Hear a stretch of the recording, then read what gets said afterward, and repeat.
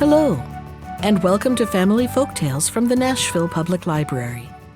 I'm Susan Poulter, a librarian at the main library. Today's story is The Stonecutter, a Japanese story from Andrew Lang's Crimson Fairy book. Once upon a time there lived a stonecutter who went out every day to a great rock in the side of a big mountain and cut out slabs for gravestones or for houses.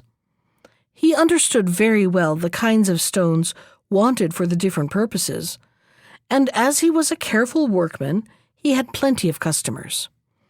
For a long time he was quite happy and contented, and asked for nothing better than what he had.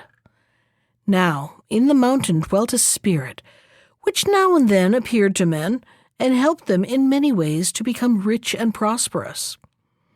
The stonecutter, however, had never seen this spirit, and only shook his head with an unbelieving air when anyone spoke of it. But a time was coming when he learned to change his opinion. One day, the stonecutter carried a gravestone to the house of a rich man, and saw there all sorts of beautiful things, of which he had never even dreamed. Suddenly his daily work seemed to grow harder and heavier, and he said to himself, "Oh, if only I were a rich man, and could sleep in a bed with silken curtains and golden tassels, how happy I should be." And a voice answered him, "Your wish is heard. A rich man you shall be." At the sound of the voice, the stonecutter looked round, but could see nobody. He thought it was all his fancy, and picked up his tools and went home, for he did not feel inclined to do any more work that day.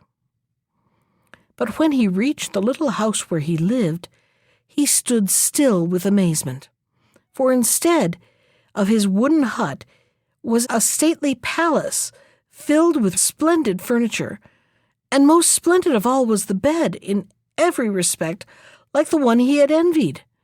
He was nearly beside himself with joy, and in his new life the old one was soon forgotten. It was now the beginning of summer, and each day the sun blazed more fiercely. One morning the heat was so great that the stonecutter could scarcely breathe, and he determined he would stay at home till the evening.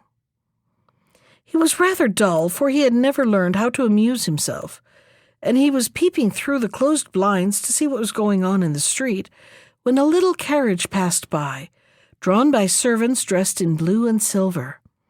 In the carriage sat a prince, and over his head a golden umbrella was held to protect him from the sun's rays. "Oh, if only I were a prince," said the stonecutter to himself, as the carriage vanished round the corner. "Oh, if only I were a prince, and could go in such a carriage and have a golden umbrella held over me, how happy I should be." The voice of the mountain spirit answered, "Your wish is heard. A prince you shall be." And a prince he was. Before his carriage rode one company of men, and another behind it. Servants dressed in scarlet and gold bore him along. The coveted umbrella was held over his head, and everything a heart could desire was his. But yet it was not enough.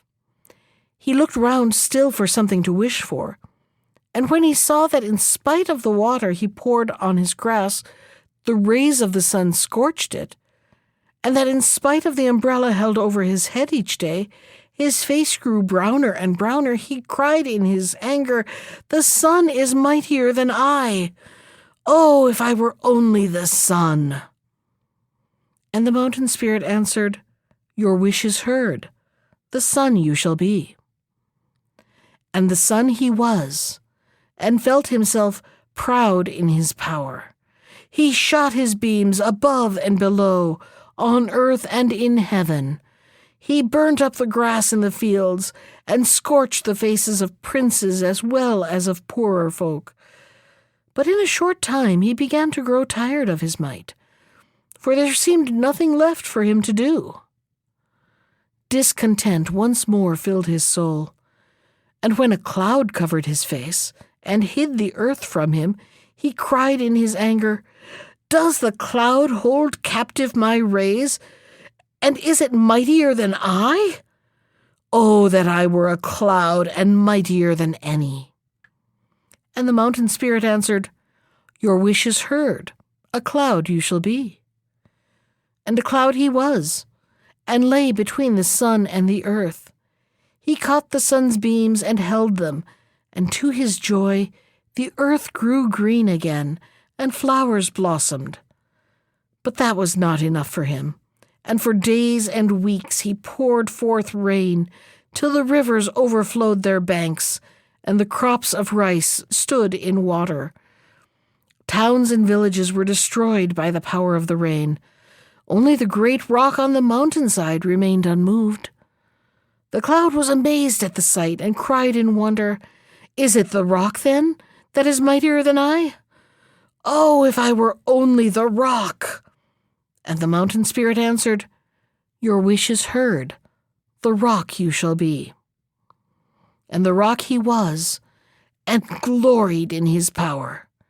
Proudly he stood, and neither the heat of the sun nor the force of the rain could move him. "This is better than all," he said to himself. But one day he heard a strange noise at his feet, and when he looked down to see what it could be, he saw a stone-cutter driving tools into his surface. Even while he looked, a trembling feeling ran all through him, and a great block broke off and fell upon the ground.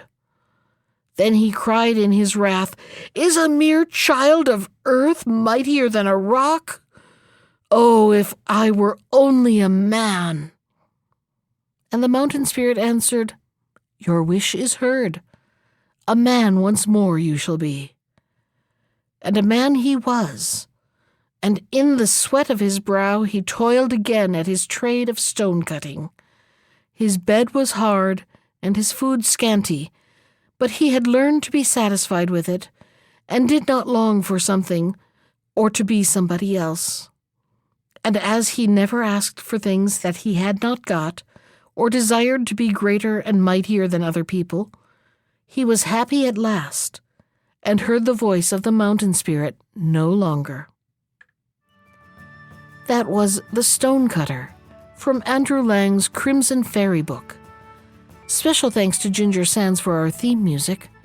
You can find more of Ginger's music at iTunes or on her website at www.gingersands.com. And if you'd like to comment on today's story, send me an email. I can be reached at susan.poulter, that's Poulter,